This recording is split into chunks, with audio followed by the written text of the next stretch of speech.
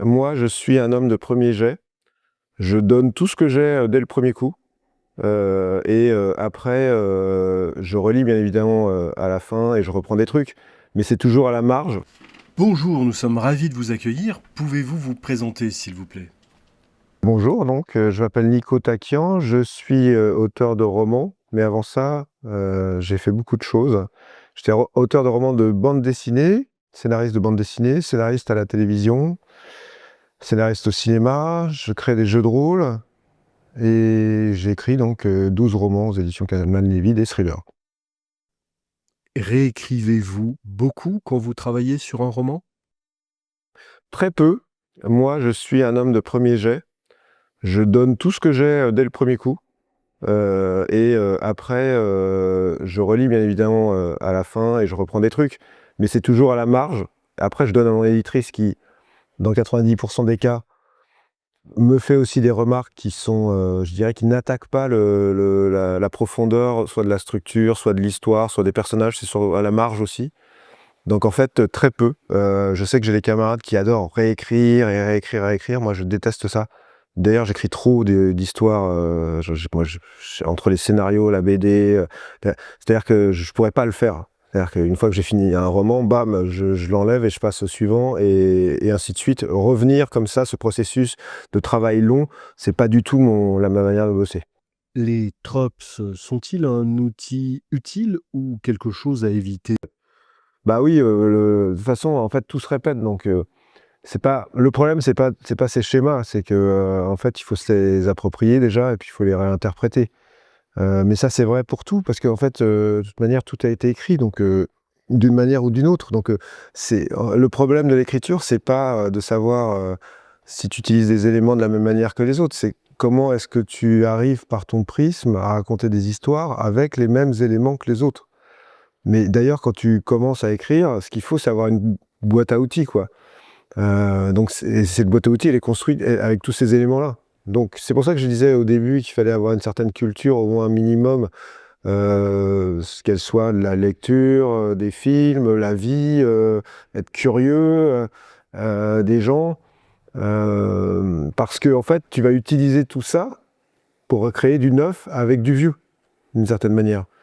C'est très rare enfin, j'ai pas d'exemple dans ma carrière. J'ai quand même beaucoup écrit de trucs où je me suis dit, ah, mais ça, c'est tellement dingue, personne n'a jamais pensé à faire ça, c'est dingue. Et d'ailleurs, je pense que c'est même pas possible de le dire parce que déjà, moi-même, j'en sais rien. Ça se trouve, ça a été fait 1000 fois, mieux que moi, il y a 50 ans, quoi. Donc, il y a un truc et d'ailleurs, c'est ton éditrice qui est un peu garante de pas de tout parce qu'elle non plus, peut pas tout savoir. Mais par exemple, le seul moment où j'ai un échange avec mon éditrice avant de lui remettre le roman, c'est au tout début, quand je lui pitch le truc. Elle me dit ça a été fait ou pas, quoi. Parce que moi, j'ai pas tout lu, et cetera. Si je lui dis ah, j'ai une super idée, c'est une nana qui est dans un train, elle regarde par une vitre, elle voit un meurtre, ça s'appelle La fille du train, elle va me dire bah ouais, bah attends, c'est déjà un gros carton, donc arrête tout de suite. Mais ça peut arriver. En fait, c'est même plus souvent qu'on ne le croit parce qu'il y a des collusions en toute bonne foi hein, d'auteurs, parce qu'on est influencé par l'époque, par ce qui se passe dans le monde, par les influences globales qui nous viennent des réseaux sociaux, de tout. Et donc on a des idées concomitantes et on peut pas le savoir en fait. Et des fois même c'est chiant parce que tu peux apprendre en cours d'écriture que tu as un pote qui est en train d'écrire exactement le même roman que toi ou presque, parce que ça se passe aussi sur une île, parce que c'est avec les mêmes ressorts. Les ressorts, ça pourrait être ça les props. Euh, Et en fait, tu peux pas le savoir, mais ton éditrice, elle, peut le savoir. Elle peut te sauver quand même des coups comme ça au début en disant attention, ça a été fait, attention. Et donc tu t'en tiens compte. C'est le seul moment en fait où j'ai vraiment, au début, une discussion sur le fond du roman. Une fois que c'est validé, après j'écris et à la fin je donne mon manuscrit. Comment travaillez-vous sur l'intrigue, sur la structure d'un roman? C'est variable parce que ça dépend beaucoup de la mécanique du roman. Donc surtout dans les thrillers qui sont un genre assez technique, il faut déjà se mettre d'accord avec soi-même sur est-ce qu'on va raconter une histoire avec 3 points de vue, ce qui est le cas de mon dernier roman par exemple. Donc on va suivre 3 personnages, mais ça sera des vrais points de vue, ou alors est-ce qu'il y aura un personnage principal qu'on suivra les 3 quarts du roman et quelques personnages secondaires qu'on suivra de temps en temps, ou est-ce que après dans cette trame d'histoire va aussi rentrer le fait de se dire est-ce que c'est un mystère qui fonctionne sur le whodunit par exemple, avec un meurtre, il faut savoir qui a tué, c'est vraiment le truc le plus éculé qu'on puisse utiliser. Mais il y a aussi le système inverse, qui est on sait qui a tué au début, et l'intérêt c'est de savoir comment, où, pourquoi. Voilà. Après, il y a aussi le mindfucker. Donc, le mindfucker, c'est on vous amène dans une direction et à la fin c'est l'inverse. Pas facile à faire et très vite éculé aussi. Il y a 50 000 systèmes narratifs et en plus, il faut arriver à les décaler puisqu'ils ont déjà tous été faits plusieurs fois. Donc, je dirais que la trame est très dépendante de ces choix-là. Parce qu'une fois qu'on a une histoire, on peut être en macro très très loin de l'histoire. Mais si on a un système narratif, par exemple, qui nécessite un énorme rebondissement, etc., peut-être que cette histoire ne fonctionne pas avec ces systèmes narratifs-là. Donc, il faut que les deux se retrouvent. Et une fois qu'on a les deux, là, on peut découper son histoire. Moi, je fais un chapitrage qui ressemble un peu à un séquencier en audiovisuel. Donc, c'est des chapitres très rapides. En 5-6 lignes, il se passe ça, ou un fil à fil, on appelle ça en audiovisuel aussi. Ça ne me sert pas tant à faire comme prévu, parce que dans le roman, justement, il faut se surprendre soi-même. C'est plus un filet, où je me rends compte si je peux raconter l'histoire ou pas, et en combien de chapitres je pourrais la raconter, pour savoir déjà si j'ai une bonne histoire, parce que si en fait, au bout de 15 chapitres, je suis arrivé au bout de ce que j'ai à dire, généralement, c'est que le sujet n'est pas assez fort, ou que l'intrigue n'est pas assez puissante, donc il faut que je rajoute des choses. Alors que si, par exemple, au bout de 60 chapitres, j'ai toujours pas réussi à raconter ce que je veux, c'est-à-dire que mon truc est trop bordélique ou trop épais, justement, donc il faut que je raccourcisse. Donc ça aide aussi à trouver le rythme, qui est un autre truc très important dans les romans. Comment travaillez-vous sur le premier chapitre? Sincèrement, comme les autres, j'ai pas de technique particulière pour le premier chapitre, c'est juste que, bon voilà, le genre polar-thriller veut qu'on attaque les histoires très rapidement et dans le vif du sujet. Donc en fait, je dirais que moi, j'ai aucun chapitre qui est plat, quoi. Tous mes chapitres sont hyper cut, un peu à l'os, comme ça, et avec des rebondissements ou en fait quelque chose de fort. Donc c'est juste. Mais après, le premier chapitre, c'est celui que tu as en général le plus vite aussi. C'est-à-dire que souvent, dans une histoire, tu as plus ou moins une idée.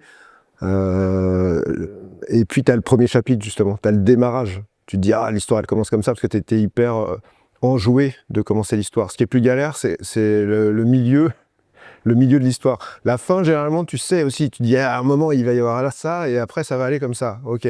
Mais entre les deux, en fait, comment tu arrives de ce début à cette fin, c'est le moment où il faut garder la même énergie et pas perdre le lecteur, parce qu'un thriller, c'est censé être tendu pendant toute l'écriture, et tu peux pas avoir un ventre mou, ça peut pas faire ça. Ce qui est des fois le cas dans les films, par exemple. Dans les films, il peut arriver que la fin soit hyper bonne, le lancement soit super bon, et qu'entre les deux, tu t'emmerdes un peu. Mais en fait, c'est possible au cinéma, parce qu'en fait, les gens se rappellent de la fin au cinéma. Ils se disent « Ah, j'ai adoré ce film ». Tu peux aussi complètement rater ta fin, avoir un super film hyper bien tenu pendant les 3/4, et à la fin, dans ton script, bah, tu n'as pas réussi à monter en crescendo vers le climax et tout, et les gens sortent déçus, alors que le film était super.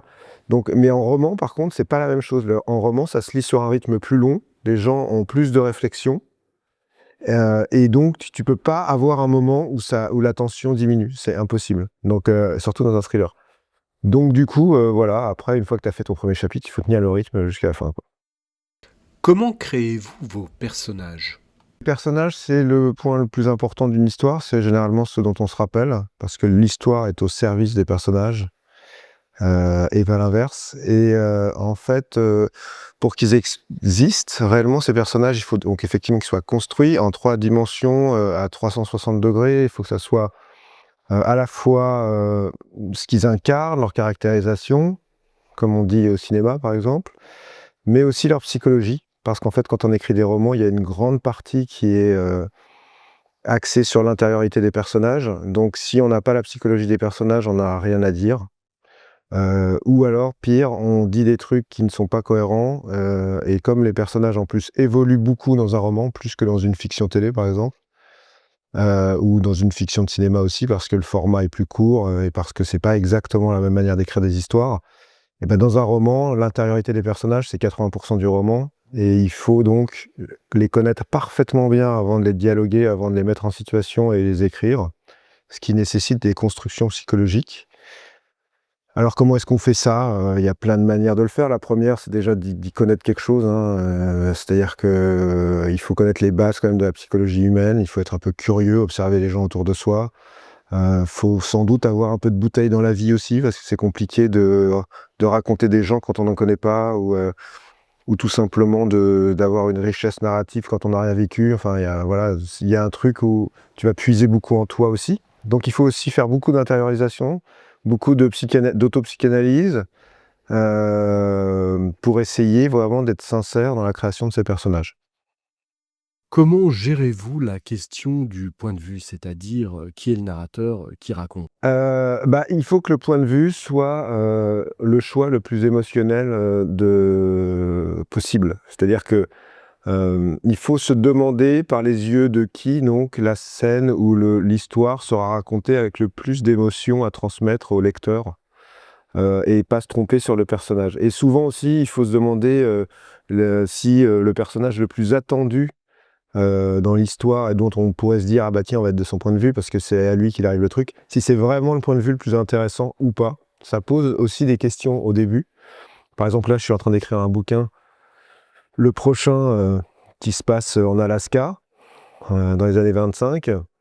Il y a, en Alaska des Inuits, une totale autre culture et cetera. C'était intéressant pour moi d'avoir le point de vue d'une femme inuite. Sauf que, du coup, documentation, transposition, compréhension de plein de choses, et se mettre dans la tête d'une femme inuite. Sauf que effectivement, en écrivant, les chapitres les plus intéressants que j'ai écrits, c'est ceux qui sont de son point de vue à elle. Parce que justement, le prisme de son personnage est complètement différent des autres personnages. Et il aurait été dommage que je reste que dans des prismes qui sont plus proches de moi, en fait. Donc en fait, c'est vraiment, je dirais, au service de l'histoire qu'on choisit le point de vue, quoi.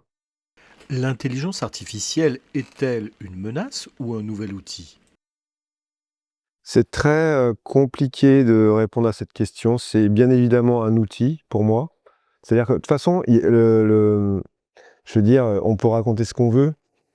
La technologie, c'est toujours imposée à l'humanité. C'est pas, en fait, il y a même pas de question. C'est pas les gens qui se disent: «Ah, est-ce qu'on devrait?» Mais en fait, on va. C'est la réalité, c'est qu'elle va s'imposer, elle s'impose. Donc de toute manière, c'est plus un truc de deuil ou d'acceptation. C'est-à-dire, à un moment, il faut se dire: «Eh bah oui, bah voilà, donc elle est là, donc maintenant». Alors pour moi, c'est forcément un outil.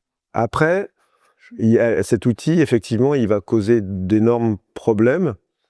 Je pense que, pour l'utiliser moi-même dans plein de secteurs, hein, qui ne sont pas forcément l'écriture de romans, mais comme assistanat, pour la documentation, des fois pour, la sémantique, par exemple, l'intelligence artificielle, je sais pas.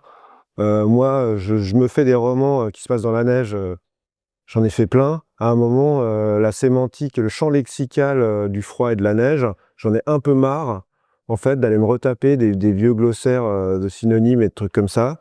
Donc en fait, effectivement, en utilisant l'intelligence artificielle, elle va faire tout un champ sémantique et tout, dans lequel tu vas puiser et ça va t'enrichir, toi, en tant qu'auteur. Mais de toute façon, ce qui est sûr, c'est que, par exemple, des livres qui seraient écrits en intelligence artificielle pourraient très bien l'être, mais uniquement par des vrais auteurs. Des vrais écrivains. Parce qu'en fait, ça n'enlève pas l'intelligence, toute l'intelligence qu'elle soit, ça n'enlève pas la vision que tu as de l'histoire. C'est-à-dire que quelqu'un qui va demander, prompter une intelligence, lui expliquer le style, le machin, mais qui ne sait pas ce que c'est que l'écriture et un bon livre, va être satisfait par ce qu'elle fait et vouloir publier ce truc-là, alors que moi, qui suis écrivain, je vais trouver que c'est de la merde et retravailler différemment, etc. Donc s'il y a des romans écrits avec intelligence artificielle, ça sera par des romanciers. Ce qui a l'air d'être vraiment très unorthodoxe, mais en fait, la vérité dans la pratique de l'intelligence artificielle, c'est qu'elle est un outil pour les gens qui savent déjà le faire. Voilà. Alors, par contre, ce qu'elle peut amener, c'est une forme de laziness, quoi.